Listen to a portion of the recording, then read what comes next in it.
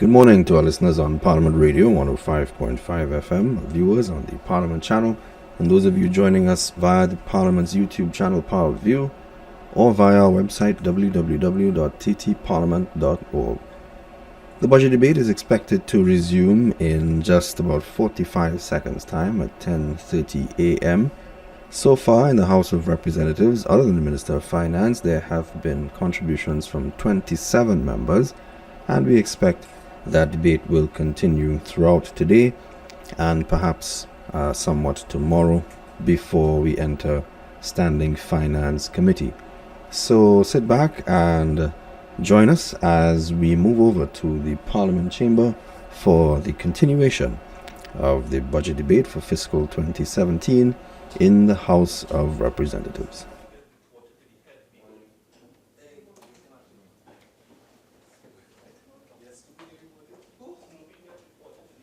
The Honourable, the Speaker. We welcome you to the 6th sitting of the House of Representatives in the second session of the 11th Parliament that takes place on Tuesday, October 11th, 2016. Almighty God, we give thanks to you, the Creator of the universe, and humbly beseech you to direct and prosper the deliberations of the members of this House here assembled for the advancement of your glory and the trust and welfare of the people of Trinidad and Tobago.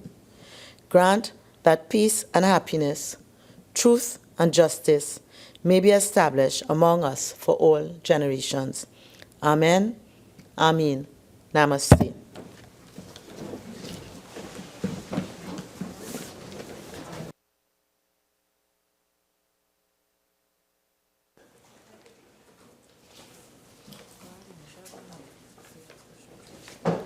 Oath of affirmation, announcements by the Speaker, public business, government business, bills, second reading. Honorable members, the debate on the second reading of the following bill was in progress when the House adjourned on Monday, October 10th, 2016 will be resumed. A bill entitled An Act to Provide for the Service of Trinidad and Tobago for the financial year ending on the 30th of September, 2017. Member for Caroni East.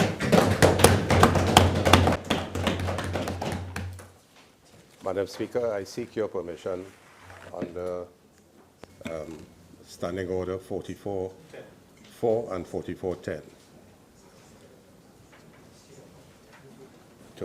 In terms of 4410, that is with respect to your speech. Some of it I need to. Leave is granted. With respect to the visual aid, member, I would have expected that I would have been shown before, right. So that I am quite certain that with your experience, you can deliver without resort to the aid. All right, thank you. Madam Speaker, thank you.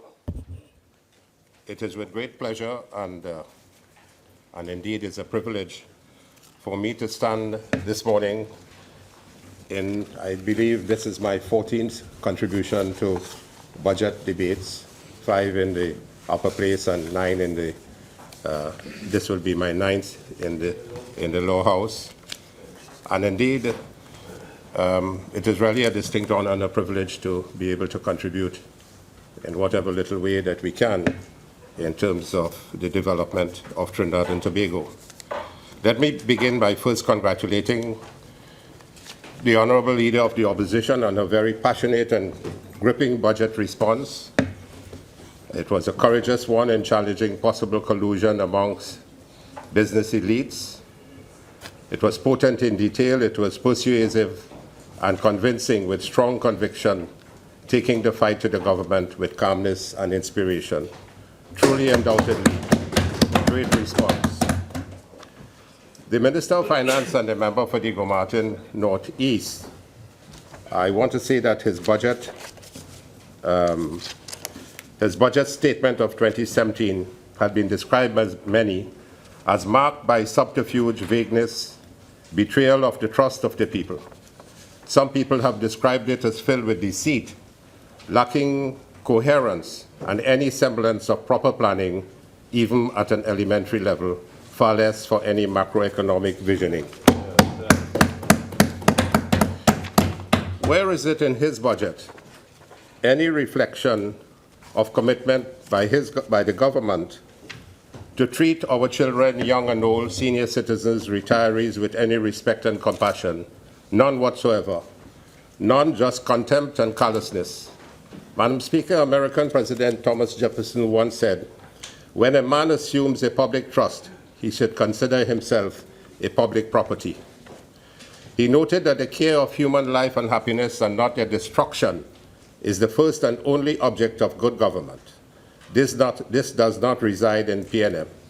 And he had especially emphasized the need for a government to, I quote, "educate and inform the whole mass of the people for their only sure reliance for the preservation of our liberty."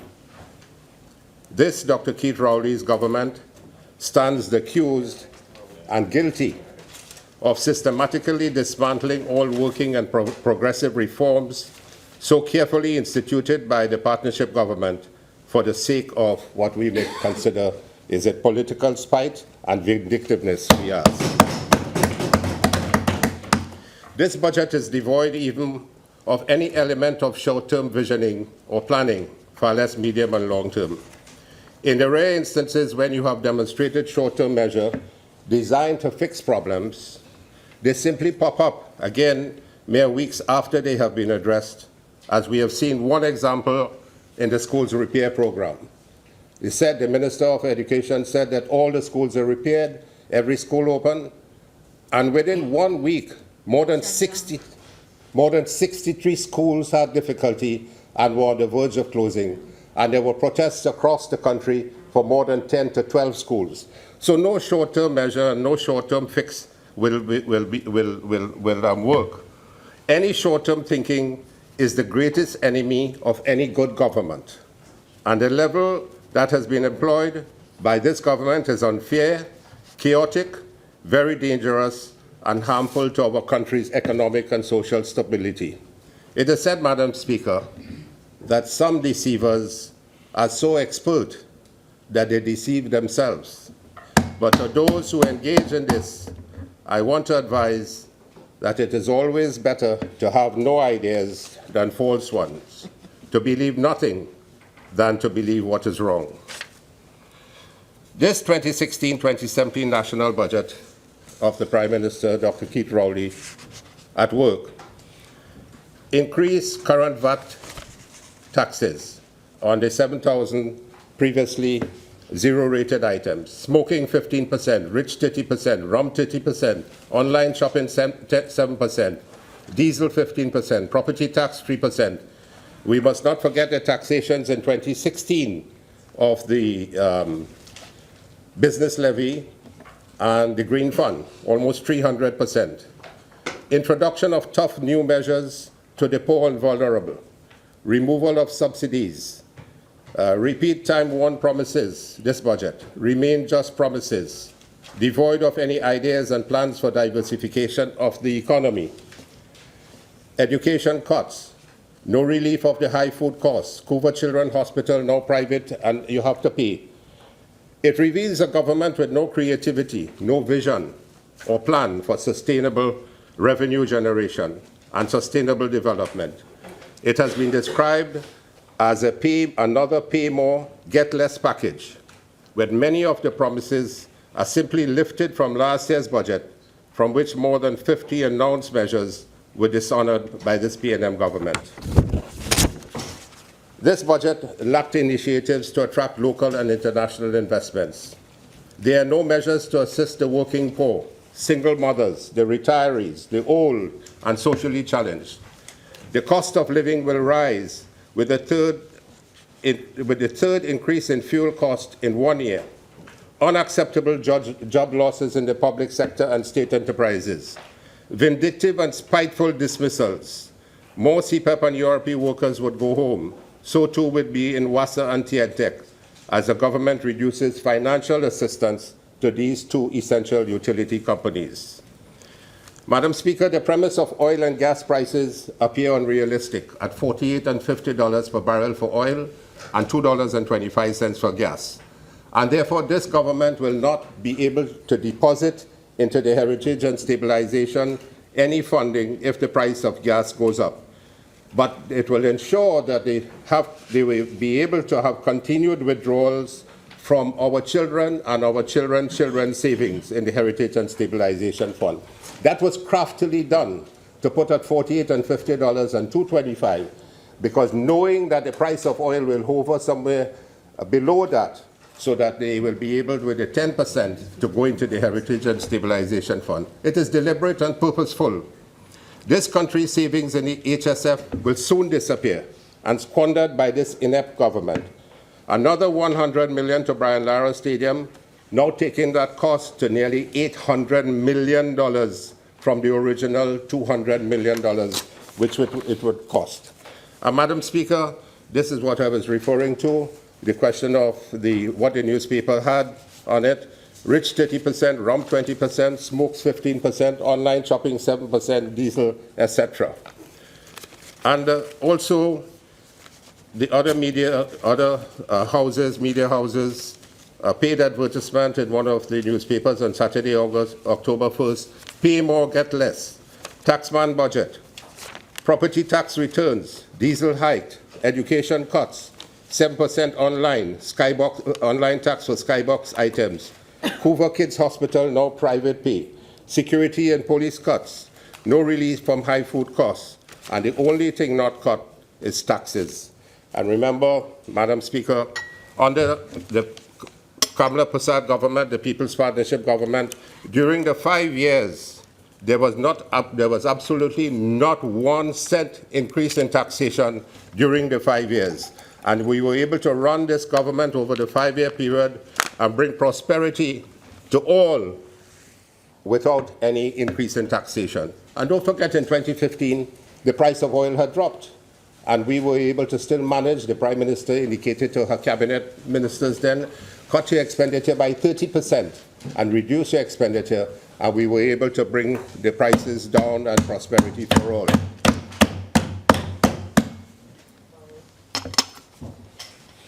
So we are laden with broken promises, Madam Speaker. 2016 budget promises. Gate cut, no laptops, no OJT dollar hike, 463 murders, or now 497 since September 8, 2015. The kids' hospital closed, no medicines, baby grant and food cards gone, dropped 5 points in the Global Competitive Index, no sign of local government reform. What we can come up and summarize, it's another betrayal of the people, betrayal of the trust of the people. All this is happening while school grant, baby grant, food card for 13,000 recipients disappear. Discontinued registration of the biometric data, back to grants which can be removed arbitrarily for pensioners. It was the PNM government that moved pension to grants so that they could arbitrarily withdraw it. Now they bring it back to grants again. So what is the message they're sending? Do they want to withdraw the pension at any time rather than leaving it as a pension fund? They have it as grants. The Children Life Fund is not easily accessible. They disbanded the interagency unit implementation arm of the Street Dwellers Program. Another Tobago Tourism Master Plan is in the works, but under the current Tobago administration, visitor arrivals have fallen by 40%. At Couva Children's Hospital, we would now have people paying whoever PNM decide to privatize the hospital, which we may think might be within the upper elite 1% of the country. And these investors, citizens will now have to pay for health care at the Couva Children's Hospital. The last budget, 2016, the Minister of Finance heaped up excuses.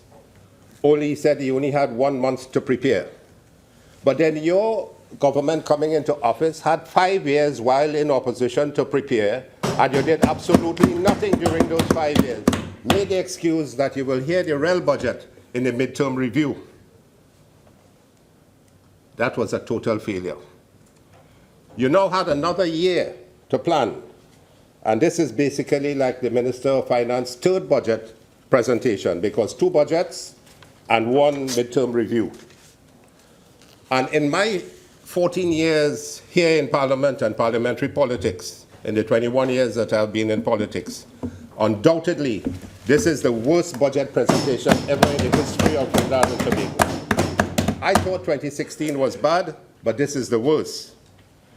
And this Minister of Finance, when we had Minister Dukaran in as Minister of Finance, and then after 2 or 3 years, Minister Larry Hawaii came in, he called him an OJT minister. Who is now the OJT minister? Nobody wants to associate with him in terms of his policies for the country. When you look at the former ministers of finance, starting from Dr. Eric Williams, then moving to Mr. George Chambers, then moving to Selby Wilson, to Brian Kwai-Chung, to Cherrie-Ann, and so on, and to Winston Dukaran, and to Larry Hawaii, people with experience in economics and finance, there's chalk and cheese. And who is the OJT Minister of Finance? The now present Minister of Finance. He's totally out of depth with what is happening. Nobody wants to associate with him. People are saying that whatever is coming in this budget, they have nothing to do with this. He's not listening to anybody. He had 2 former central bank governors as his advisor. He had a senior public servant, the head of the public service, who was a permanent secretary in the Ministry of Finance as an advisor. And where has he gone? He has starved all his ministers of government of funding during the year. He made them suffer because he felt that he had the onerous, he was the man in charge. And therefore, what I say, you will have to accept. So none of the ministries were able to spend the money on the development program. In fact, over $5.5 billion was allocated for development. They ended up spending less than $3 billion while the ministers were begging him for money. That is the attitude of the Minister of Finance. Where is he going and where is he taking Trinidad and Tobago? Can you, as the PNM, tell this country what you're going to do in 2020? In any case, you will be removed before that in another year or two. Where are you taking this country with 2025? You have a 20-year, you have 2020 vision and 2030 vision. These visions are not there. It is blinded to the national population. People don't know what is happening to this country. So he used the most derogatory language to attack Minister Larry Hawaii at the time. But he can't step into the shoes. This budget is 95 pages long. 3 hours of emptiness and vacuous statements by the Minister of Education. And in this third finance presentation, 2 budget and 1 year, the country is still yet to understand where we are in terms of the economy, how much money was budgeted, how much was spent, what has been our revenue, where the revenue has come up, how much have we borrowed, how much we know that we have taken 2.5 billion from the Heritage and Stabilization Fund. And so we now might be hearing of the real budget coming in the midterm review in 2017. Yes. So nothing has been done in this, but he will say that the real budget will come in 2017. He will give more details. And when 2017 mid-year budget review comes, nothing will be there for the people of Trinidad and Tobago again. He has failed. He brought the 2016 budget at $63 billion, knowing fully well that the price of oil and the price of gas were exceedingly low at the time. But he decided that he bring a $63 billion budget, and what he has ended up doing. His revenue was only about 37 billion. So what he had to go and do, reduce his expenditure. He tried to reduce it. He still spent something like $58 or $59 billion, and he had to find almost $14 to $16 billion. He borrowed and borrowed, and I will come to that in a minute. So he spent $59 billion. He said he was expecting $12 billion from VAT. When the honorable leader of the opposition sat in the finance committee, she said, Minister, you're not going to receive $12 billion. That is pie in the sky. He ended up receiving only $7 billion in VAT from the $5 billion. No matter what amnesty he gave, he received only about $2 million more. And so far away from the $12 billion that he said that he was going to get. Why did that happen? Because he stole the economy. This administration, the economy was in slumber. There was no activity. So if you don't generate any activity, how are you going to get increase in VAT? Absolutely nothing like that. He misled Parliament. And I want to make this point. I'll pause and make this point. The PNM came into office telling this country, meeting after meeting, all through the run-up to the elections, the UNC stole from the Treasury, emptied the Treasury, corruption, mismanagement, malfeasance. Madam Speaker, the UNC government left over $110 billion in savings in this country when we left office after 5 years. 5.7 billion US in the Heritage and Stabilization Fund, and nearly 11 billion US in the foreign reserve, equivalent to $110 billion or more, which would be available for your government for 2 years to spend. How can that be leaving the Treasury empty when we have left $110 billion for you? 2 years you have money available for you to spend. That is what the People's Partnership Government led by Kamla Prasad Bisesa left for you. And when he came and said that we left the Treasury empty, another false statement, deliberate and mischievous. Yes. Because he knew that he was going to receive close to $15 billion by the end of September, October. He received that. And you know what he got that? Where he got that from? TGU, Clico money. He got about $6 billion from taxes and VAT. Sorry, the member for the Gomartin Northeast, Madam Speaker. The member for the Gomartin Northeast. So the member knew that he was going to receive close to $15 billion, and he came to the House, and he telling the House and the population with the myth and the fallacy and mischievousness and deviousness that we left the Treasury empty. The Treasury was going to be full of money so that he could have kick-started his government expenditure as early October. So we never left no Treasury empty. We left he knew that he was going to get $15 billion approximately at the end of September, early October, and we left $110 billion equivalent for this PNM government in savings, Madam Speaker. And when we came in, we must not forget to tell the country that we had to deal with Clico, a $25 billion headache, $5 billion to contractors, HCU, wage negotiations, which they did not do between 2008 to, from 2008 we had to settle, and we settled over 160 wage negotiations, and we had to pay back pay and arrears during our time, billions of dollars. The teachers alone got $1.2 billion equivalent in back pay. And then we met the World GTL, which was about $2 to $3 billion that Petrotrin threw away, and the Malcolm Jones era. We met Petrotrin taking a $3 billion or $2 billion US bond, equivalent to $12 billion TT. All of that we had to deal with as a government, led by our distinguished and honorable leader of the opposition now and then Prime Minister. And the honorable Prime Minister showed that we spent $289 billion during the 5 years. It is this PNM government, when they were in opposition, began to say that we spent $500 billion. That is the gross untruth. We spent $289 billion, and salaries and wages alone equivalent to 15%, transfers and subsidies equivalent to about 55%. The PSIP, the goods and services, another 10 to 12%.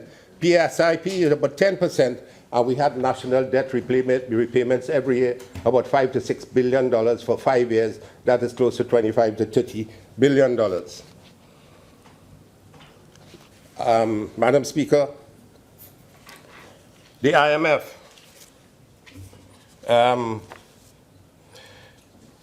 The Prime Minister keeps on saying that the last thing he wants to have on his doors is the IMF coming to tell him what to do. But the IMF is already telling him what to do. He's taking advice. The IMF is dictating to his government, and they're doing exactly what the IMF is telling them. All the fiscal and even monetary measures, IMF is telling them what to do. This is why they wanted to have their own central bank governor, because monetary policies are dictated by the central bank governor. So they have a close linkage between the fiscal policies and the monetary policies.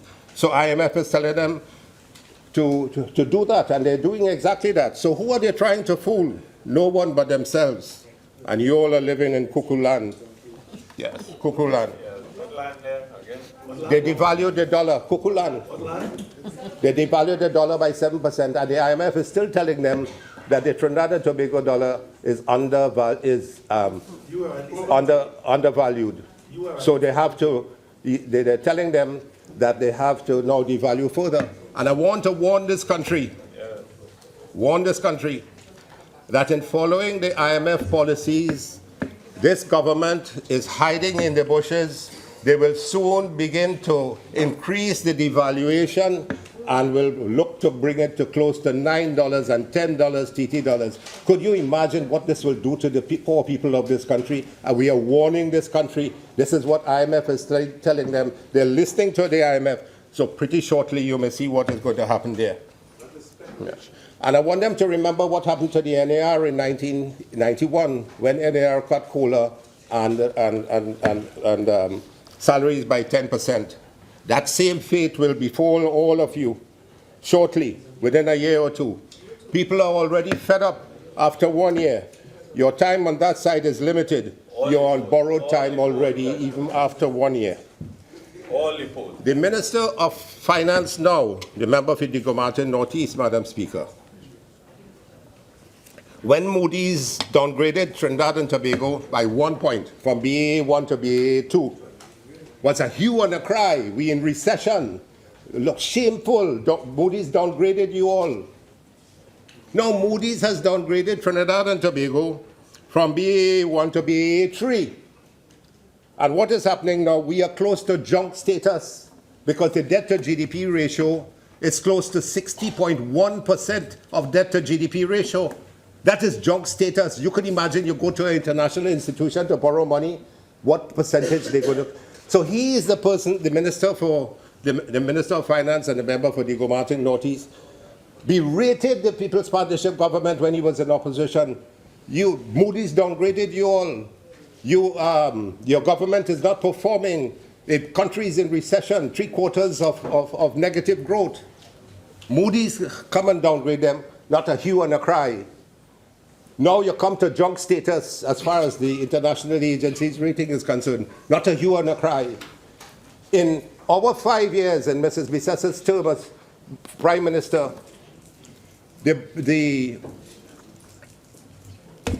I will come to that point. We look at the borrowing. The borrowing was only about 7% more than what we had before. And in 1 year, the borrowing has come to about 10% in 1 year of this People's Partnership government, debt to GDP. So in 5 years, we moved the percentage debt to GDP from 35 to 44%. And in 5 years, that is 9% increase. And in 1 year, they have moved it from 45% to 60% debt to GDP, Madam Speaker. Could you imagine what is happening in this country now? So the lives of every child and grandchild in this country is mortgaged by this PNM government. 60.1% debt to GDP. And the Honorable Minister of Finance, now when he was in opposition and he's member for Digo-Martin Northeast, castigated the member for Caroni Central, who was Minister of Planning at that time and responsible for CSO. He said, we can't get any information from CSO. We don't believe the CSO. CSO is no good. What you doing? The same CSO today have come back and told this government that you have reduced your GDP because of no economic activity. The CSO have told them that the GDP has dropped because, and they believe now the CSO. They're accepting what the CSO is telling them without having done anything more for the CSO, but they're now accepting it. What gross hypocrisy. 1 year ago, or a year and a half ago, you're berating the CSO. The same CSO giving them the figures now, and they have to accept it quietly and cowardly. They accepting what the CSO is telling them. Great hypocrisy. How can a person feel with such hypocrisy? Same thing in the budget speech this year as last year. Saudi Arabia and all this thing stimulate investment in the energy sector. Another empty promise. Building and gambling tax, property tax. tourism, international financial center, five-star hotel, convention center, maritime post, free zone. Where are all of these? Empty promises, Madam Speaker. Empty promises. IMF tell them that they have to broaden the revenue base with a comprehensive VAT reform, but improve targeted social protection. So they cut school grant, baby grant, and all these areas which my colleague, the minister, the member for Komoto Manzalina, spoke about. 13,000 food cards removed. URP funding for mothers of cerebral palsy removed. Children Life Fund not easily acceptable. IMF is telling them to have a comprehensive expenditure review, structural reforms, energy taxation reforms. Where is the revenue authority they're speaking about? What is happening there? Addressing inefficiencies in the public service. Pretty shortly, a lot of public servants will lose their job. He touched on it in a speech he made in Laventille, where he said, and he warned that public servants might lose their job. If they want the back pay, you have to consider you might be losing your jobs. So we're warning the public servants, this PNM government will probably cause a loss of jobs in this population. Reform the labor Honourable market. Member, Yeah. I just want to remind you of the provisions of Standing Order 55-1B. 55-1.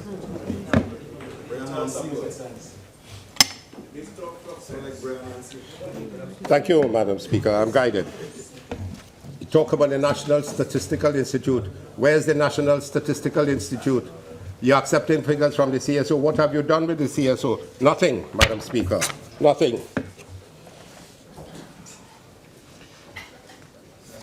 The IMF Mission Chief, Mr. Eli Canetti, says the biggest problem with the government's decision to use mainly higher taxes and lower spending to reduce aggregate demand in the economy is that it is less growth-friendly than depending on an exchange rate depreciation. So he's telling them what they are doing is less growth-friendly. You must depreciate. Yes? Pushing further devaluation, pressure on by the IMF. That is what is happening at the moment. An IDB boss on Moody's, the International Development Bank on Moody's downgrade from BAA2 to BAA3, he said the country has a negative outlook, not a murmur, and the PNM has kept it quiet. He said this again shows why TNT needs to act quickly to begin diversifying the economy. Where's the diversification? If TNT is to become competitive, it has to reform its port procedures, make it easier for businesses to be open. And in 1 year, we dropped 5 places in the Global Competitive Index. So where are we going? Everybody is telling them what they have to do. I want to bring up this issue of the gas availability. In 2010 to 2015, or 5 years of Kamla Prasad Bisasa People's Partnership Administration, only 0.5 billion cubic feet in 5 years we dropped back. But in 1 year, you have dropped the production of gas by 0.6 billion cubic feet in 1 year. So it has come from 3.83 down in 2015 to 3.21 billion cubic feet now in 2016, Madam Speaker. I have so much more to say on the IMF and the issues related to that, but the question is now we don't have any short-term plan, far less a medium and long-term plan. Oil production figures. In 2006, oil production figures was 143,000 barrels.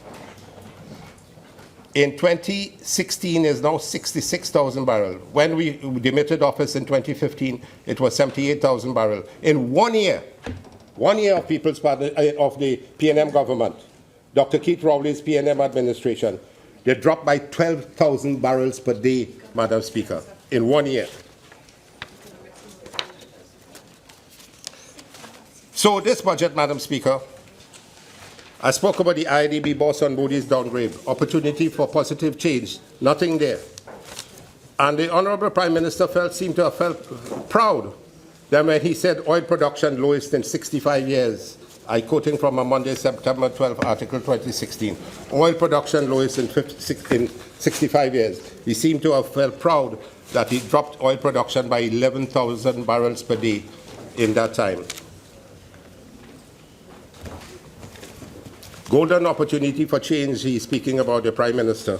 Where is the change? Where is the golden opportunity? The people feel hopeless. They feel helpless. They're crying. 117.5 million to help solve crime. You know where that money is going? To buying spy equipment, to spy on all of us, spy on all of you. Why did the Prime Minister not speak to the Minister of National Security by phone when the issue arose, which everybody knows about what happened? He was afraid to talk over the phone because this phone is useless. You cannot talk over the phone. They have brought back the same people, the same guy who had $5 million at his side, giving money, cash at his side, giving money to people to bring information to them. Yes, yes. And he's back in the job there as the second in command in the spy agency. We want answers from the people, from the PNM government. Who have they put the spy on all of us? What is his qualification? When the former Prime Minister said that we know where you all going, he spoke out to our leader of the opposition then, Mrs. Bisessa. He said, we know where you all are, because he had files of spying things done. They will come and they will park the equipment 50 meters from your home. They will spy on you. They know every call you make. And that is happening to all of you. If you feel that you are without that, you talk to your friends and you will see what is happening to all of you. So they're not only spying the opposition, they're spying on the president, they're spying on the speaker, they're spying all of us. So this, yes. Giving you some leeway, but I just wanted to be reminded of the bill that is before us. Okay, That's so right. if you could please... I'm speaking about the bill, Madam Speaker. Well, 17.5 million to help solve crime. And therefore, that's where I want you to come back to. Yeah. Okay? Thank you. Good. Madam Speaker, I'm giving a financial statement of the expenditure by this government over what they intend to do with the $17.5 million US, because they themselves said that they're buying some sophisticated equipment for us. Madam Speaker, in 1 year, the citizens of Trinidad became so dissatisfied, and we can just put together, we have much more to put together, 50 undelivered manifesto promises. And I refer to the newspaper article, a Sunday Guardian article, and a Sunday Express as well. Dissatisfied much, 50 undelivered manifesto promises. Yes. Truly taxing times, Madam Speaker. Guardian, October 6, 2016. Truly taxing times. Treat adjustment as permanent. Business Guardian, no adjustment is taking place. It's permanent negative growth and permanent decay of our society. I want to quote from the Economic Bulletin. The real GDP fell from minus 1.8 to 2.3% in 2016. The headline inflation from 1.5 the inflation has gone to 6.5% under the PNM administration. Unemployment rate has gone from 3.4 to 4.1%. And this is the Economic Bulletin, July 2016. Public sector debt to GDP, I've spoken about that. Current account balance percentage GDP from minus 0.4 in 2015 to minus 11.5% in 2016. That is current account balance percentage of GDP. They have brought the net official reserves from 11.3 billion US in 2014 to now 9.8 billion in 2016. So net official reserves in months of prospective imports of goods and services from 12.7 months of import cover to now 10.7 months. This is what the PNM is doing. Little by little, this country is becoming worse and worse. Madam Speaker, I just want to draw your attention, and we have so much to speak about in our years of People's Partnership Administration governance. I just want to show, we have a book, The Achievements of the Government of Trinidad and Tobago, a book, nearly 400 plus pages of what we did in 5 years that Mrs. Bisessa had the pleasure, the privilege of leading her ministers in government to achieve more than 400 pages of achievements for Trinidad and Tobago in the 5 years. you will never be able to compare anything like this. You don't have anything to show for 1 year, for far less, for 5 years. And I'll just touch on a few points. Increased pension to $3,500, 96,400 laptops a student, Save Lives with Children Life Fund, build a hospital in San Fernando, that's a Chancery Lane, started the ARIMA, started Point Forte, renovated and over 55 health centers, built 102 new schools, baby grant for kids under age 1, built the Valencia Bypass Road, the interchange at Presal. We completed the Aranguez interchange. We went down south in the Solomon Hochoy Highway extension. We built so many bridges built under the People's Partnership. Children's Hospital is there, and you are failing to open that. And the Arima Hospital starting construction. I now want to move on to education very quickly, Madam Speaker. We have had unparalleled performance in the education sector, Madam Speaker. Unparalleled achievement. And when the Minister of Education gets up and misleads the country and tells gross untruth, I think he's doing a disservice to this country. He came to Parliament here and he said, let me just find this.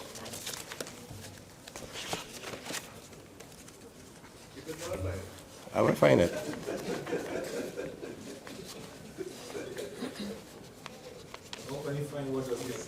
Yeah.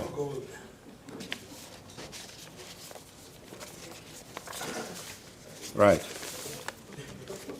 He said the laptops are mainly used by students for playing of games and recording of fights. The truth, 70% of students use a laptop to assist with general studies and homework. 100,586 persons, that is siblings, assisted students with studies on laptops. 66% of students said laptops encourage them to study. 8,000 plus students in their homes, laptop was the only equipment that is available, IT equipment. So laptops were used by far and large all the students. Another gross untruth he told to this country. Waste occurred over the last 5 years, he said. The truth, 83% of teachers use the laptops to create documents using MS Word. 65% of teachers directed students to source information on the internet. 86% of teachers created lesson plans, schemes of works, and assessment instruments. 62% of teachers created multimedia presentations. So when he says waste occurred over the last 5 years, another gross untruth that the Minister of Education spoke to in his press conference, in his statement, and the response, I asked a question in Parliament, and it is in their budget speech now, telling the same, perpetuating the same untruths over a period of time. How can you, as a Minister of Education, tell such gross untruths to the national population? What is it? Why is this happening? Why? The minister claims under the previous government a laptop cost between $12,000 and $15,000, and under the new initiative it will cost $4,135. The cost of the revamp program will be $62 million, as opposed to the last government spending in excess of $500 million. We spent $306 million in the 5 years, Madam Speaker, not $500 million. And the unit cost of the laptop went down from, in 2010, $4,200, 2011, $3,300, 2012, $3,200, 2013, $2,800, 2014, $2,200, and 2015, $2,200. It went down. So $306 million was spent, and the cost of the laptop was not $12,000 and $15,000, as being said by the Minister of Education. How can they be like that? What is it that they're trying to do to the population? Is it deliberate? Why is there this mischievousness?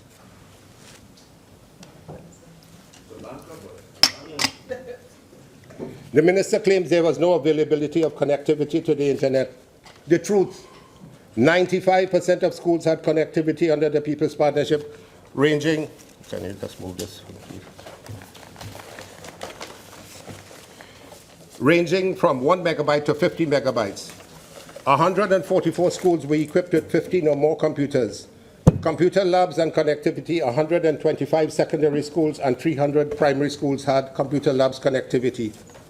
So another gross untruth. He said laptops were of poor quality and nothing could be done with them.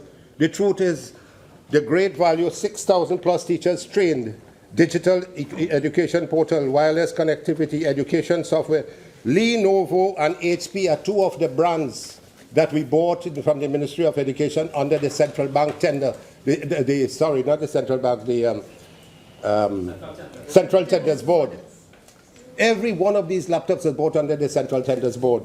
And Lenovo and HP. Is he saying that Lenovo and HP laptop computers are bad brands, are poor quality? So if we send this, the minister's statement, to Lenovo and HP, you have a Minister of Education in Trinidad saying that these are of poor quality. They are rated within the first 6 best laptops in the world. So, the dissatisfaction in education, you know, Minister of Education, you said that the Trinidad, now you're under progressive education system. I think you mix the word, the prefix. It's not progressive, it's regressive. It's accelerated regression of the education system. The gate has been slashed with discrimination against students over 50 years of age. Shutdown of essential after-school study centers. We had over 400 after-school studies in this country where parents could come and pick their child up. We had them running for 2.5 hours, 15 minutes after school closed in both secondary and primary schools. 2 teachers, the best teachers, were allotted to these after-school study centers. That has been closed down. So all the students that you're talking about who are dysfunctional, who's supposed to be getting some extra care and attention, have been, they no longer can go. You're whittling down of the school textbook program. No textbook for the students for 2 years. And you're making the excuse that you found textbooks in schools. You all had chosen a plan where you all decided, the PNM had decided, these are the textbooks we're going to provide. The teachers and principals did not accept that. These were the textbooks that were not used. And under your your PNM former administration, these textbooks were put into a corner. When we came in 2012, we had the opportunity to purchase textbooks for the first time because we topped up in 10 and we topped up in 11. We provided nearly 3 million textbooks to the students in Trinidad and Tobago at a cost of less than $200 million for 5 years. And we went to the principals and the teachers and we told them, you choose your textbooks. And they chose their textbooks and we distributed the textbooks for them. And so what you see around in the schools premises in cellophane and so on, that is because the former... The original 45 minutes have expired. You're entitled to 10 more minutes if you intend to avail yourself. Thank you very much, Madam Speaker. Please proceed. Non-construction of schools, Madam Speaker. Madam Speaker,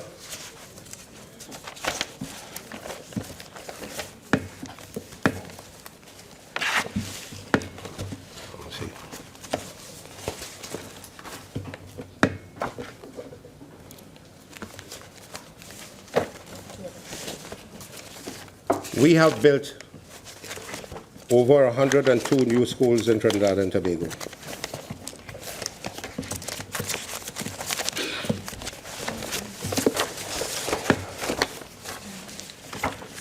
Over 102 new schools. And it is there for everybody to see. If you say that you cannot see it, it is because you don't want to see it. We built over 68 early childhood education centers, 38 primary schools, and we completed 6 secondary schools. And if the minister cannot see, I want to just advise him to go to Saturday, July 19, 2014, the Ministry of Education, Achieving Excellence in Education. We have the photographs of all the schools that we completed up to 2014. It is an 8-page document. And I want to indicate that the People's Partnership government built 19 ECC schools across the East-West corridor. We built 35 in Central and South Trinidad. We completed 8 secondary schools, and there are about another 8 that we had under construction. We had primary schools completed in South Center. We have the listing of them currently under construction. And we must not forget to say that 7 primary schools were completed on the East-West corridor. And they were in Tonapuna, Arima New Government, St. Barbara's, Febo Village, Rose Hill, Paramin, and Point Kumana. 3 ministers of government now had schools constructed in there. And then we had under construction another 7. So in the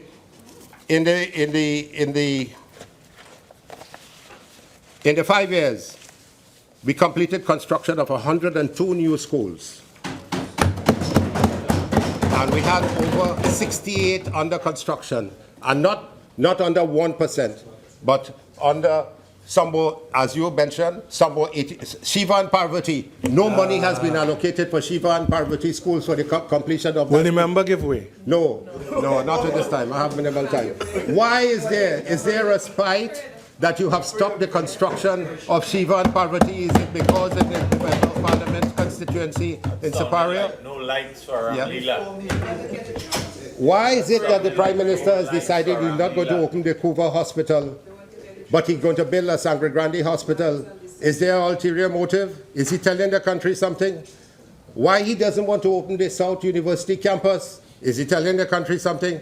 But yesterday you see that the Honourable Prime Minister is opening a whole heap of things. He wants to construct a whole heap of things in the Carenage area, the Carenage jetty, the Carenage police station. We're not going to have any difficulty with it. But he has difficulty with what we were doing. And I can go on to the scholarships and just mention one thing that the Minister of Education had said. He said he had challenges as to who should be the recipients and beneficiaries of scholarships. What does he mean by that? He said we're in a challenging time at the level of the Cabinet in putting forward the names of persons whom the Education Ministry recommended were qualified to read. It is quite clear that scholarships that were granted in the past had a certain bias that was attached to them, and we want to ensure that bias is removed and everyone. What is the bias he was speaking about? Is it because I thought scholarships were given on meritocracy and not on anything else? And is he reducing the amount of scholarships? Now we gave over 2,000 scholarships over the time. Mrs. Bissessa, as Prime Minister, then ensured that human capital development was the sure way for sustainable development, Mr. Deputy Speaker. So, Mr. Deputy Speaker, Minister Karim forgot to mention a number of things yesterday. We're asking why have $84.3 million been cut from the school feeding program? Does it mean that they're not going to give breakfast to the students, or they're cutting the meals? Are they going to do a means test to find out about the students getting the school feeding program? Yes? Why is $84.3 million being cut from that? And over $500 million cut from the tertiary education sector? 569. MIC, YTEP, NESC, MIC 10.6, YTEP 49, NESC $27 million cut, NEHUS 4, South Campus cut, yes, and so on. OJT. Yeah. No, it's so much information I have for you. Yeah. University services, 22 million cut. Council of Illegal Education, 10 million. Eric Williams, 15 million cut. Subsidies at Mount Hope, 19 million. NTA, 18 million. UTT, 107. Laventille Technology and Continued Education Center, you cut $10.6 million, and you say that you're interested in looking after the children in Laventille and the people. You cut $10.6 million. MIC 5.8 million cut. MIC craft program 12.7. Retraining of displaced workers 7.3 million removed. Hype 21 million. MOS 27 million. Serval 6 million. My Part 4 million, and so on. These are your cuts. What do you want to happen to the young boys who unfortunately did not get the school places, the 5 passes in the schools? Yes, and the girls. Yes. Then you remove no textbooks. And I want to go to CSE just for a minute. This is the 8th report of the Joint Select Committee on Ministries and Statutory Authorities. I want to refer both Ministers of Education to this paper on primary school education, a joint 8th report, and it shows where the continuous assessment component is the way to go. And the ministers who attended that included a number of ministers of this present government about curriculum reform. They speak about curriculum reform.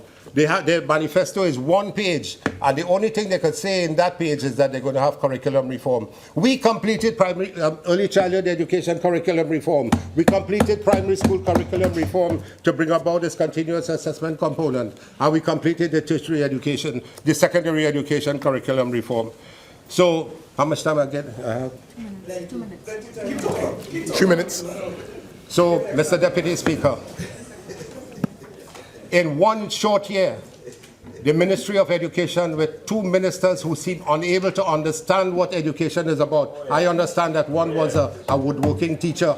I don't know anything about that, but he doesn't understand and doesn't have a clue about education. Not because you're head of a union. It means so. In 1 year, they have had 20 years of regression of the education system. You're taking this country back as fast as possible in the education sector. The economy is at a standstill. Crime is at its highest. The health sector is bad. I don't have time to deal. With my 43 years of experience in medicine, I would have dealt with the Minister of Health, but unfortunately I can't deal with that, but another time. The Zika virus and the oncology drugs not there, and the Honourable Minister was in a hospital and he had to move himself out of the hospital because he didn't receive the medicine. So, Mr. Deputy Speaker, this country is at its worst that it has ever been. 48, 6, that is patently a lie.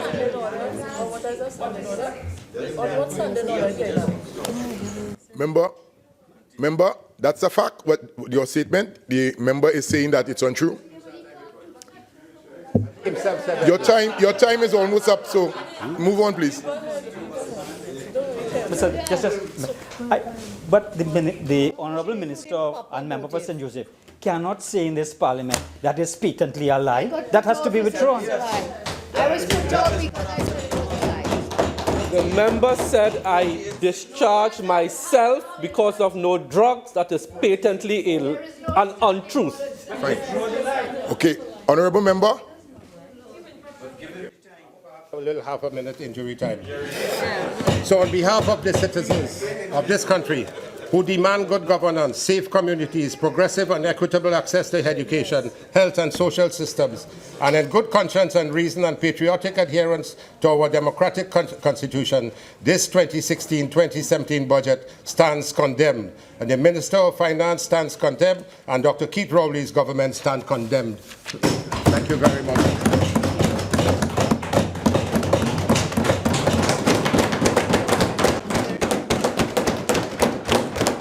Honourable Member for Lopinot, Bonnet West. Sorry.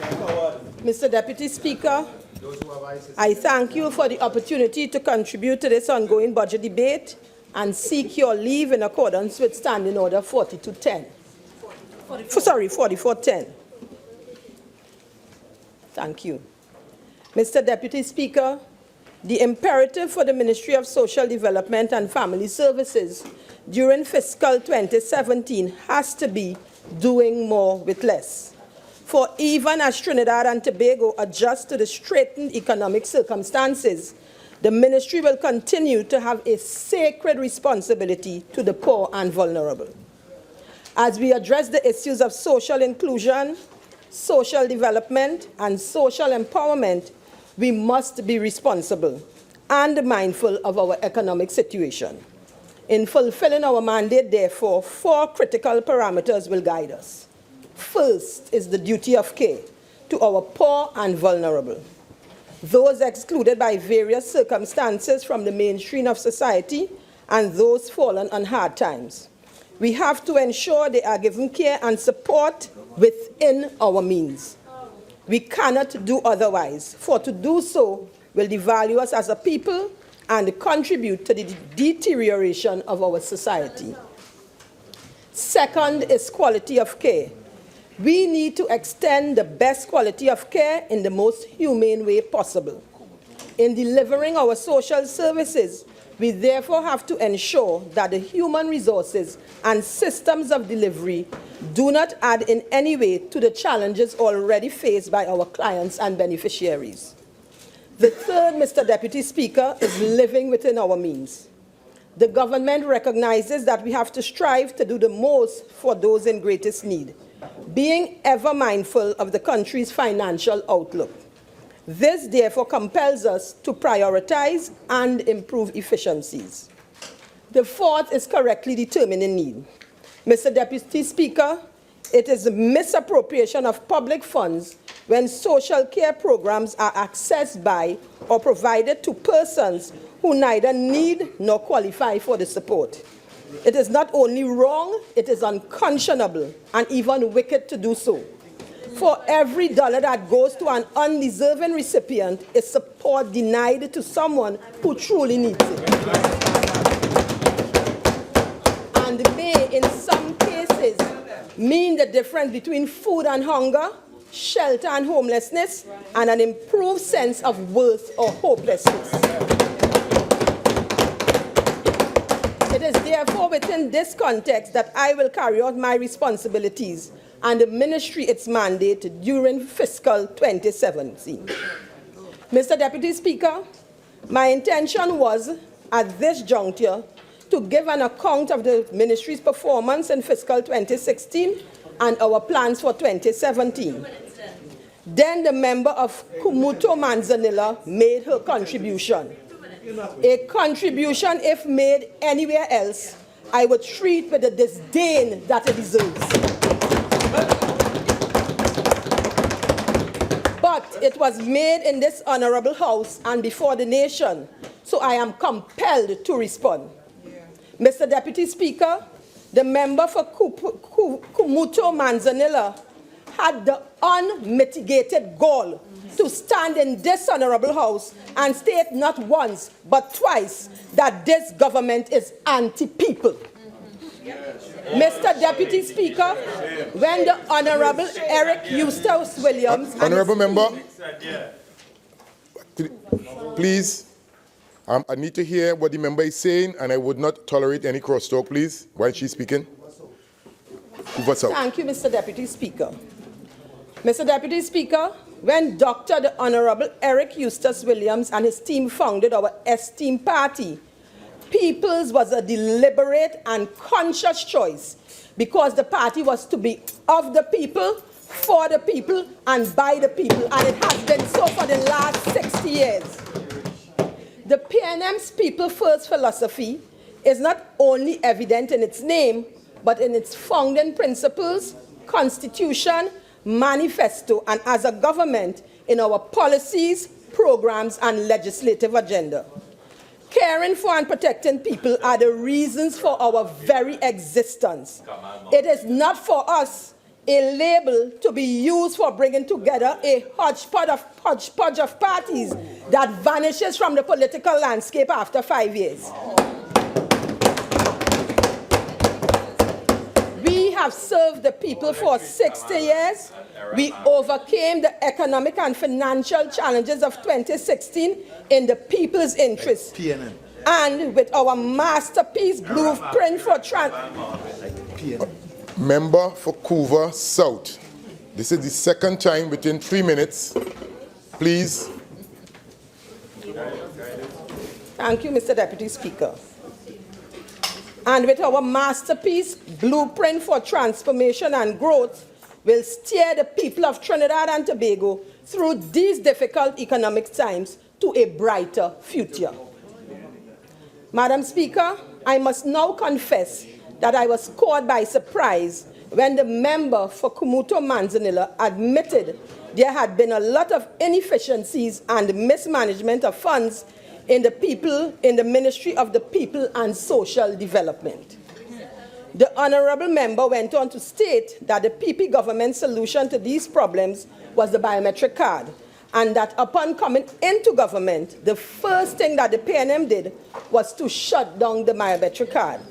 And she cannot understand why the biometric system was shut down. She, please, identify the member accordingly, please. Sure. Of course, Mr. Deputy Speaker.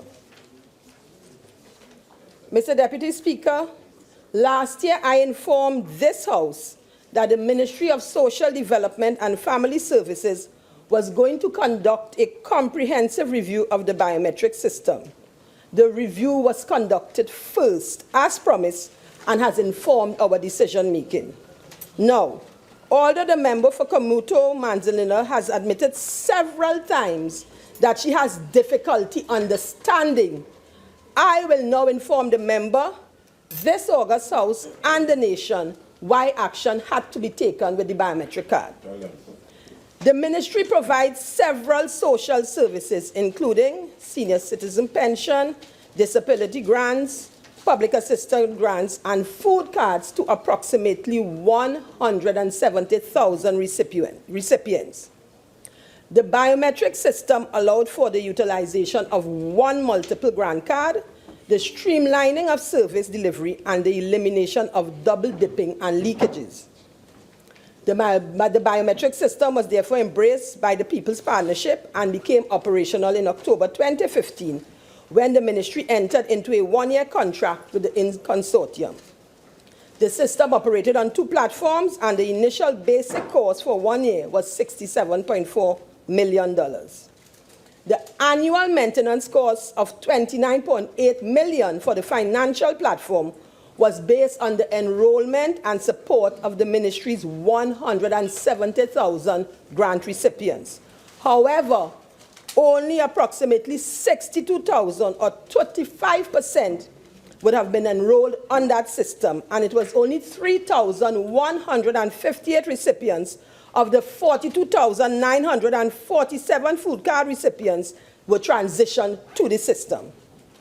Mr. Deputy Speaker, during financial 2016, our economic situation demanded that we reduce expenditure. The Ministry of Social Development and Family Service could not, therefore, in good conscience, continue to expend $2.7 million to pay $1.7 million to 2% of our grant recipients. Viable alternatives were therefore sought. The existing debit card was out because our bankers had informed the ministry that the system was obsolete and a risk since 2014. They were therefore not prepared to continue with the system, and subsequently in 2016 informed of their intention to stop issuing any new cards. Mr. Deputy Speaker, it now costs the ministry $274,000 monthly to effect payment to approximately 134 grant recipients utilizing checks and direct deposit. The decision to end the month-to-month arrangement with the biometric providers and the utilized checks and direct deposit was therefore a no-brainer. The 3,158 recipients continue to be paid, but at a substantially reduced cost of $6,455 monthly, as opposed to $2.7 million. Government expenditure has been reduced by $2.4 million monthly, and double dipping can still be curbed with continued enrollment on the AFIS, which is an identity platform which the ministry has already paid for. Mr. Deputy Speaker, this is why we discontinued use of the biometric financial platform. Mr. Deputy Speaker, the honorable members on the opposite side seems to have a strange and questionable fascination with the food card. It was not my intention to treat with the food card in any great way this morning, but I am compelled to do so. Mr. Deputy Speaker, the member for Crichlow-Cockburn, despite having functioned as Minister of the People and Social Development, appears to be clueless regarding the operations of the ministry, or she would not have opined that the People's Card was the most feasible and effective way to manage the food card program. The PP government replaced the food card program with a targeted conditional cash transfer program. A number of irregularities were, however, found when a review of that program was conducted.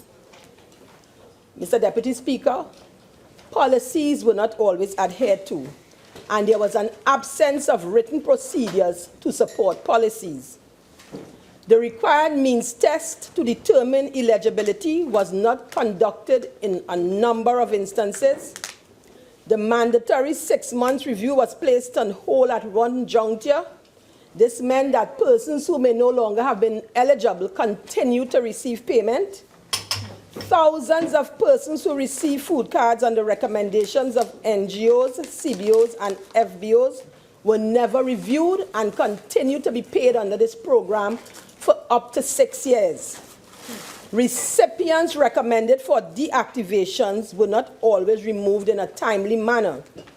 Mr. Deputy Speaker, in response to a whistleblower in the Rio Claro agent, an audit was done, and it was discovered that 45% of the food card recipients recommended for deactivation were still active. This resulted in an estimated cost of $793,000. And if this was representative of the region, it means there would have been an overpayment of $3 million in the Rio Claro region because they failed to deactivate persons recommended for deactivation. Mr. Deputy Speaker, the temporary food cards which carry a PIN, we had situations where the card and PIN were in the same envelope under the control of one person. This was a recipe for fraud, and that had to be discontinued.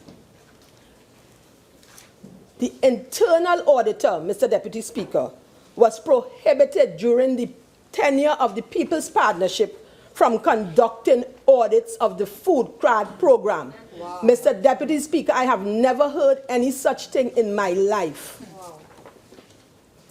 And the database administrator with responsibility for the activation owned the food card database. Yes, Mr. Deputy Speaker, you heard me clearly.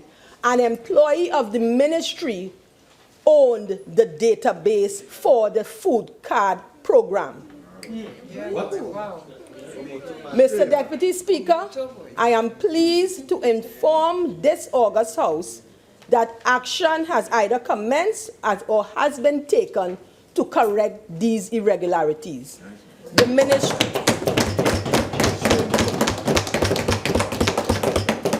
ministry's food card database is now under the control of the IT department.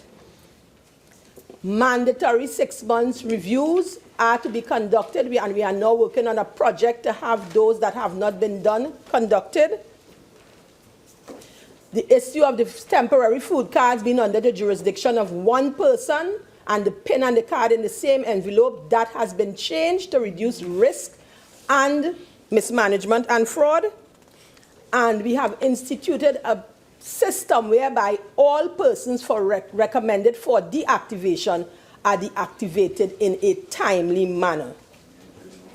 Mr. Deputy Speaker, given the foregoing irregularities, a decision was taken to intensify biometric enrollment in March 2016. Food card recipients who had not been biometrically enrolled, and there were approximately 15,641 such persons, were advised via the print and electronic media to come in and be biometrically enrolled, and that failure to do so would result in their removal from the system. After the grace period of 4 months, 13,330 food card recipients did not come in. Mr. Honorable member for Naparima, right? I've been ignoring the little comments you have been making earlier. Please, that was the fourth one. Go ahead, honorable member. Thank you, Mr. Deputy Speaker. Mr. Deputy Speaker, the food card is supposed to provide income support to the poor and indigent for the purchase of the most basic of needs, food. Persons who were really in need of that support would therefore have come in, and the support would have continued. Madam Deputy Speaker, the ministry did not take back any food cards. Sorry, Mr. Deputy Speaker, I'm sorry. The ministry did not take back food cards from those 13,330 recipients, as the members on the other side claim. Those persons knew they were not eligible and therefore relinquished the undeserved support. This has resulted in savings of over $110 million annually. Mr. Deputy Speaker, the member for Kumuto-Manzanilla had a field day last Thursday. And she also claimed that the ministry had reduced staff and that this resulted in persons being unable to access pensions and grants.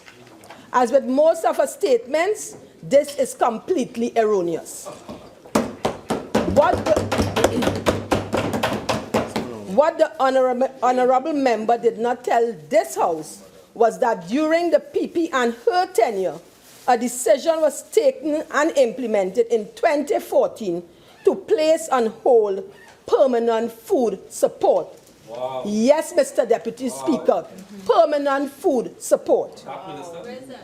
Is that people-centered governance? Is that decision pro-people?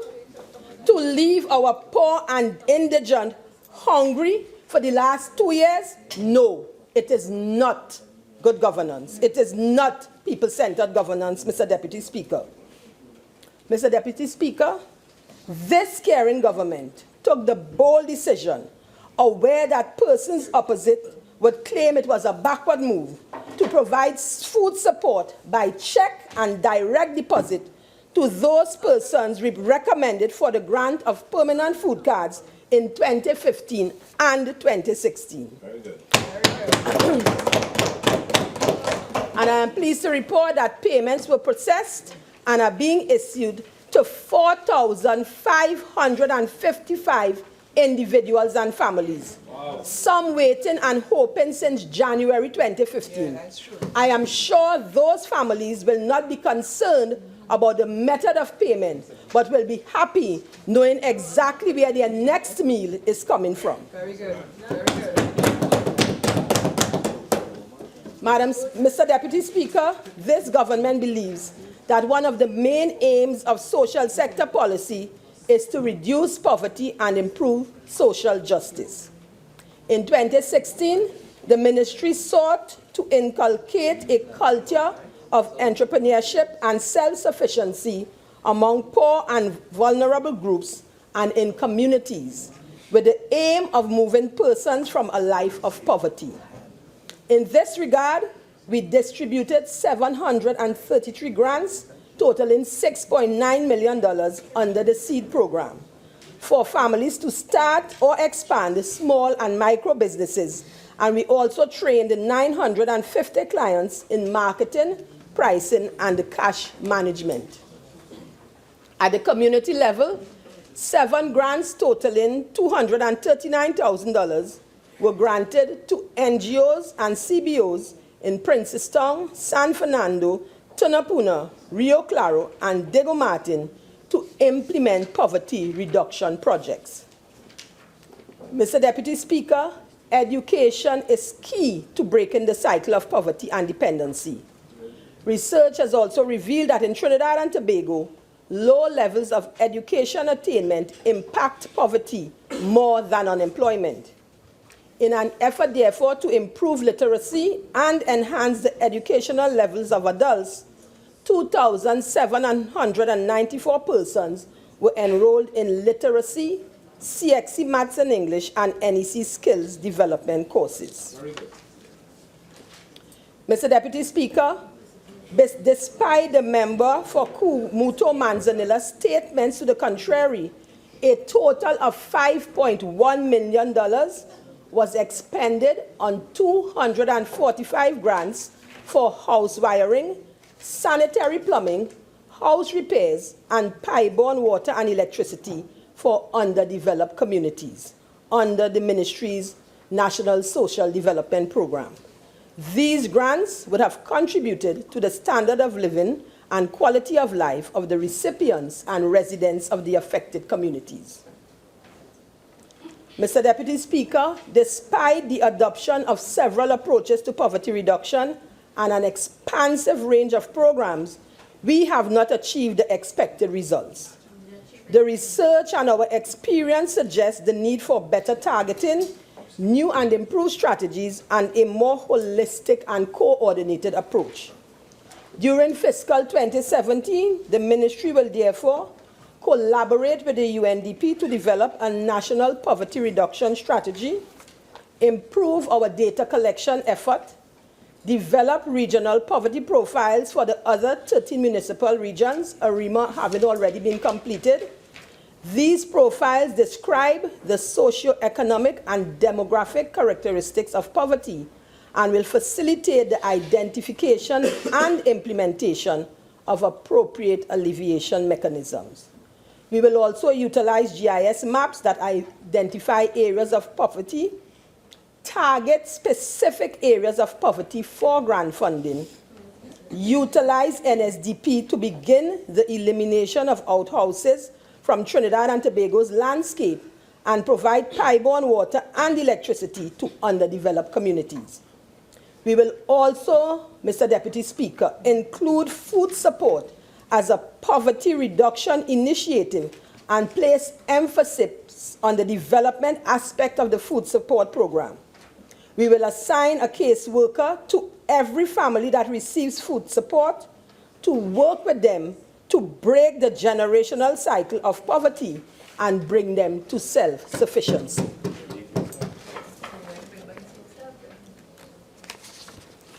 Mr. Deputy Speaker, we already have positions approved. The previous administration having had 135 positions approved to support the development aspect of the food card program chose to never implement it. So clearly their intention was never to bring persons out of poverty. Mr. Deputy Speaker, we recognize that saving for the purpose of education, home, or a small business is key to making economic progress for many families. The Minister of Finance's proposed introduction of housing bonds and education bonds is therefore a step in the right direction as we move towards the reduction and eventual elimination of poverty by 2030. The Ministry of Social Development and Family Services' core responsibility is the delivery of social services inclusive of income support, and in so doing provides a safety net for our poor and vulnerable. There are currently 13 social services grants, including senior citizens pension, public assistance grants, medical equipment, education, and funeral grants. Mr. Deputy Speaker, the member for Kumuto Manzanilla took great pains to try and convince this Honorable House and the population that the PNM government has changed the senior citizen pension to a senior citizen grant. Nothing is further from the truth. The existing legislation provides for a pension, and that is what we administer. The People's Partnership was able in 2010 to fool the elderly by claiming the PNM would take away their pensions. That will never happen again. People are more aware and have greater access to information. In addition, by increasing the income ceiling from $4,500 to $5,000, and yes, it's the income ceiling and not the pension that was increased, the PNM government has clearly demonstrated its commitment to improve the well-being of our elderly.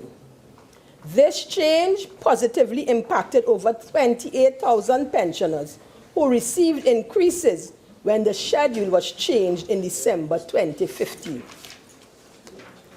Mr. Deputy Speaker, in fiscal 2016, we spent $3.4 billion on pension payments for 90,800 senior citizens and approximately $406 million providing income support via the public assistance grant to 25,906 families. Our suite of benefits is more than adequate, and the government's maintenance of them at existing levels given our straitened economic circumstances, is testimony to this government's commitment to care for the needy and vulnerable.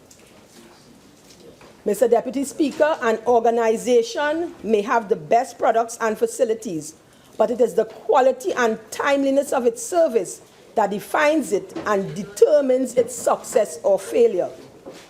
The Ministry of Social Development and Family Services, in an effort to ensure the delivery of quality customer service, will, during fiscal 2017, implement a quality customer care program organization-wide, enhance the competencies and knowledge of all staff that interact with the public by providing training in customer service and the ministry's grants and services, assign customer service representatives to all regional offices, develop and implement standards of behaviors and performance and turnaround times for all grants and services, share the ministry's mandate, goals, and objectives and that of their respective unit with staff so they will understand the direction in which the ministry is going, and advertise and fill needed vacant contract positions approved in the ministry's 6-year plan. We will also be introducing a hotline service so that the public can access us and have their inquiries and information needs attended to in a timely manner. We will also, most importantly, Mr. Deputy Speaker, implement an integrated IT system. It is beyond my comprehension that successive ministers could have been in a leadership position in that ministry and not taken action to have an integrated IT system implemented in this day and age. Mr. Deputy Speaker, these initiatives are expected to result in a shift to more timely and improved quality of service. I now turn my attention to the more than 52,000 persons living in Trinidad and Tobago with a disability. In our quest to create a more inclusive society where persons with disabilities can enjoy equal opportunities and a more empowered and dignified life, the ministry has initiated action to develop a national registry of persons with disabilities, consulted with some of the key stakeholders, including CODO, the Center for Persons with Disabilities, the Society for the Visually Impaired, the Blind Welfare Association, and the Deaf. This sector is, however, represented by over 60 groups, and this presented some challenges. But, Mr. Deputy Speaker, we will overcome those challenges. We have reviewed and revised the draft national policy on persons with disabilities to ensure conformity with the UN Convention on the Rights of Persons with Disabilities. The draft will be circulated to key stakeholders for comments this month. We also met with the UNDP to discuss government's way forward in terms of meeting the requirements imposed by the United Nations Convention. We also began identifying key requirements of the UNCRPD and developing plans and timelines for this achievement. This, Mr. Deputy Speaker, will enable Trinidad and Tobago to demonstrate that though unable to meet all requirements because of economic constraints, we have commenced action and have identified a projected end date for implementation. We have also commenced remedial work to facilitate the operationalization of the NEC so that assessments, rehabilitative, and therapeutic services will be made available to persons with disabilities. Mr. Deputy Speaker, the remedial works have not been completed because of issues related to the structural integrity of the building and the absence of statutory approvals. Despite this, the ministry made a lot of headway over the last few months and has committed $1.5 million to complete remedial works and plan to spend an additional $4.5 million to outfit the center. This will present a much needed opportunity for persons with disabilities.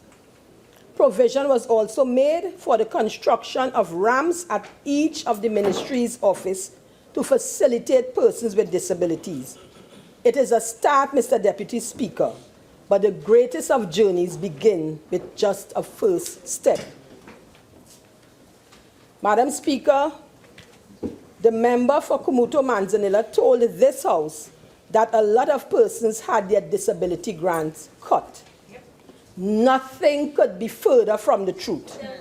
The disability grant is governed by legislation, and any adjustment must be in keeping with the legislation.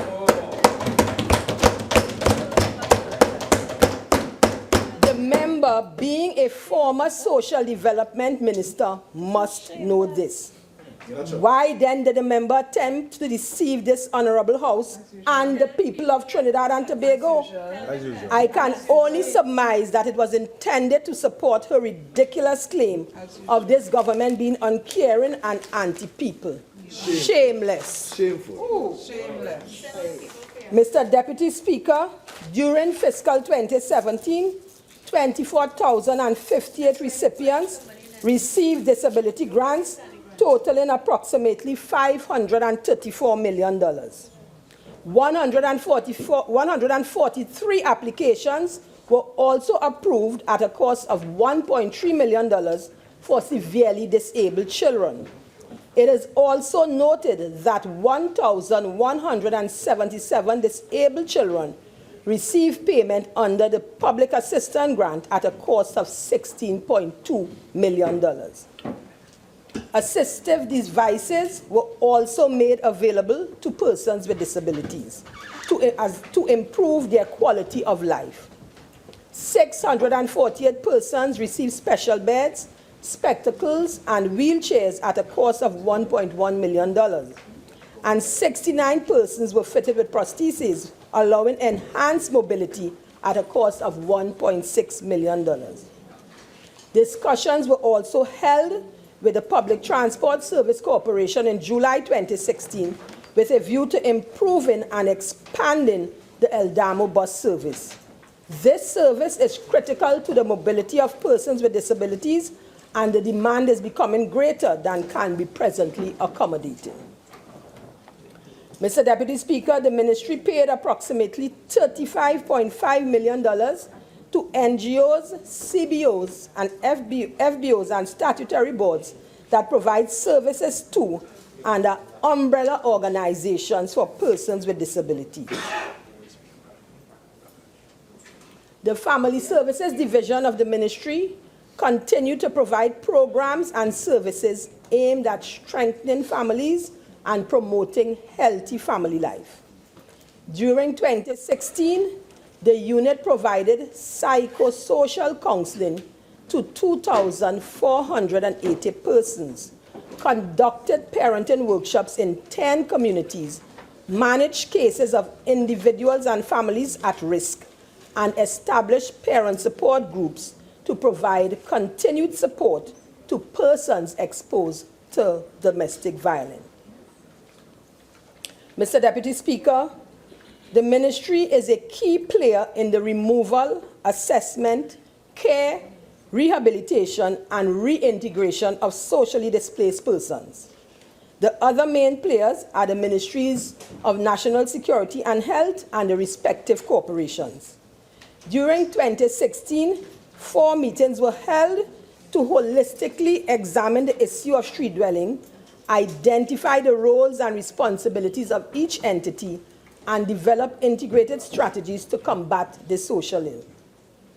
The ministry also partnered with the Society of St. Vincent de Paul and provided accommodation and meals to 114 homeless persons at the Center for Socially Displaced Persons at Riverside Car Park. 30 persons were assisted at New Horizon, where they are provided with a viable alternative to street dwelling and long-term care and rehabilitation. 5 persons, Mr. Deputy Speaker, graduated from the program and are now living independently. 28 persons were relocated to homes for older persons, and 29 deportees were provided with temporary accommodation. The Piparo Empowerment Center also continued to rehabilitate substance abusers and successfully integrate them into society. Mr. Deputy Speaker, in 2017, the electrical system at Riverside Car Park will be completely overhauled at an estimated cost of $3 million, and the building will receive a much-needed facelift. The ministry will also initiate plans for the construction of a transitional home to facilitate the reintegration of persons who graduate from the respective programs back into society. Mr. Deputy Speaker, I will now address the members from Kumuto-Manzanilla's claim that we disbanded the IAU and fired all the staff. Mr. Deputy Speaker, there are two divisions within the Ministry of Social Development and Family Services charged with the responsibility for the socially displaced. The Social Development Unit that was established in 1996 and the IAU in 2014. An examination of the roles and functions of both units, however, will reveal duplication and overlap. The IAU also operated with 11 full-time law enforcement officers whose services were not utilized on a regular and continuous basis. In most instances, they were utilized once per week. Our legal officer also advised that the employment of SRPs by the ministry contravene inherent separation of powers principles and undermine the independence of the Commissioner of Police and the police force. This was an untenable arrangement. But there was no need for us to disband the IAU because its term expired in December 2015. In addition, although some staff were retained on short-term contracts beyond December 2015, the SRPs returned to the Trinidad and Tobago Police Service after their short-term contracts expired.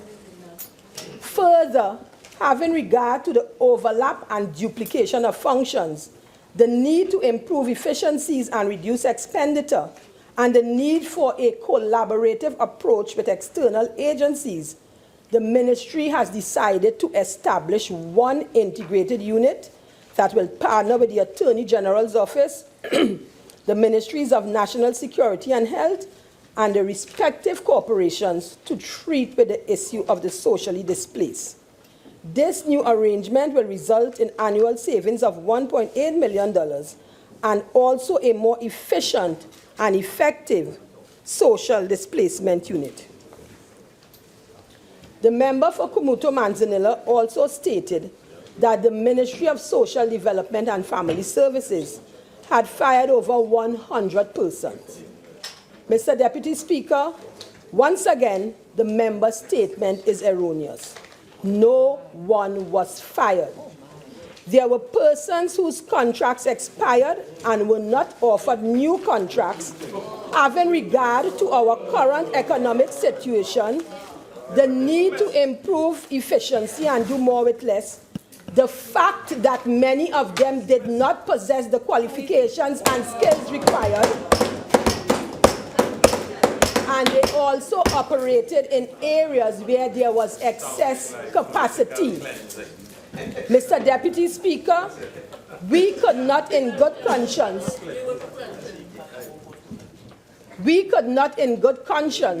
continue to employ persons in a situation.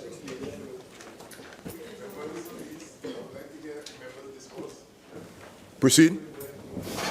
Thank you, Mr. Deputy Speaker. Mr. Deputy Speaker, the ministry could not, in good conscience, continue to employ persons in areas where there was little or no work for them to do. We had a situation in the People's Issues Resolution Unit where 4 persons were employed, and on average they dealt with 49 persons monthly. Given a 20 or 22-day workday per month, Mr. Deputy Speaker, this means that 2 people were playing golf and 2 persons were seeing 1 or 2 persons daily.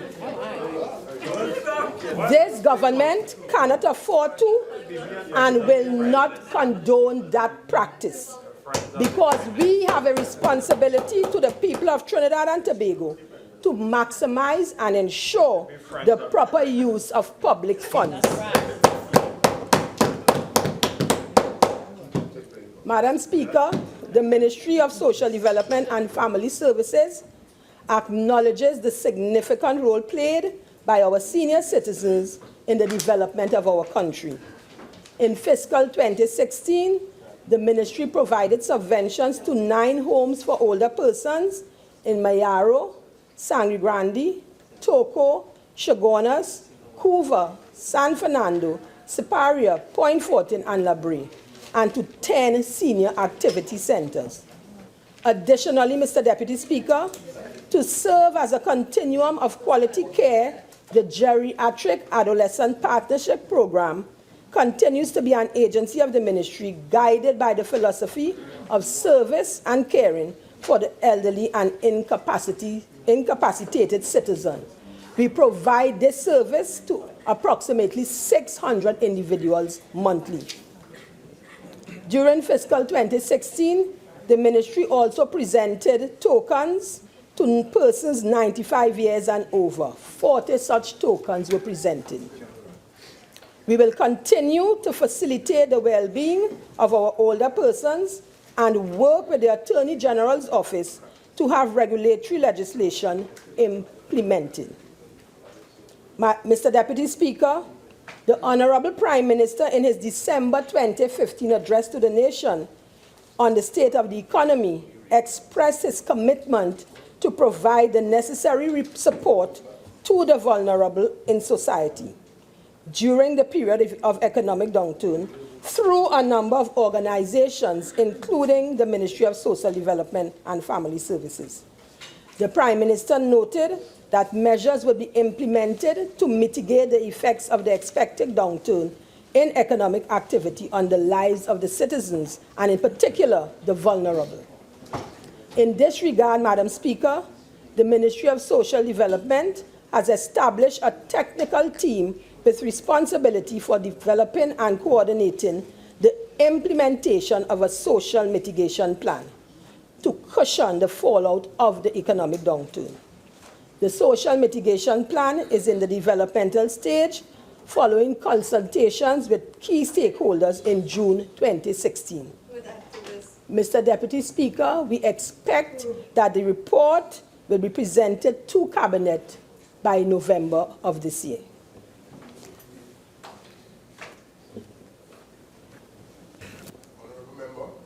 Your speaking time has expired. Do you care to avail yourself of the additional 10? Thank you very much, Mr. Deputy Proceed. Speaker. Mr. Deputy Speaker, almost every time the member for Kamuto Manzanilla speaks, she speaks about the baby grant and suggests that this government is uncaring for stopping it. Let me put this issue to rest once and for all. The People's Partnership Government approved the Baby Grant Care Assistance Initiative as a project for 1 year from October 2014 to September 2015. The PP government clearly had no intention for this to be an ongoing program. It was simply an election ploy. It is also noted that only 447 persons accessed the grant, and although approval was supposed to be contingent on training, only 147 of the recipients attended workshops. Mr. Deputy Speaker, this program was simply intended to garner support for the upcoming election. Mr. Deputy Speaker, I now take the opportunity to speak to my constituents directly. To the people of Lopinot, Bonner West, I extend heartfelt thanks for your continued support and patience. To the residents of Windy Hill, Edna Hill, and Rohan Road, know that the Water and Sewage Authority is working on a revised proposal for providing pipe-borne water supply to your homes. In the interim, 2 standpipes have been installed at the entrance to Windy Hill to bring some measure of relief. To all of those awaiting housing, work is expected to recommence on the Bun End North housing development before the end of this year. Mr. Harding and the residents of Lopinot will be particularly happy that $10 million has been allocated in the 2017 budget for the Aruka Fire Station. I also take this opportunity to thank the chairman of the Tunapuna-Piarco Regional Corporation for his support and service to the constituency. Ladies, gentlemen, and youths of Lopinot Borneo West, your attendance and contributions at our MELD sessions have allowed me to gain an insight into the major issues that concern you and your communities. I have also benefited from your ideas and suggestions. I trust that we will continue to meld, that is, meet, listen, and discuss, and in so doing, truly achieve the best for Lopinot Borneo West. In closing, Mr. Deputy Speaker, I assure the people of Trinidad and Tobago that the government and the Ministry of Social Development and Family Services will continue to care for and protect the poor and vulnerable, albeit in a more cost-effective and efficient manner. I also thank God for his mercy and grace and ask the great I Am to continue to bless Trinidad and Tobago. Mr. Deputy Speaker, I thank you.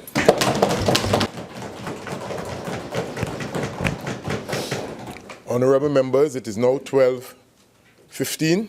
Right, we'll suspend for lunch and we'll resume at 1:20, promptly 1:20.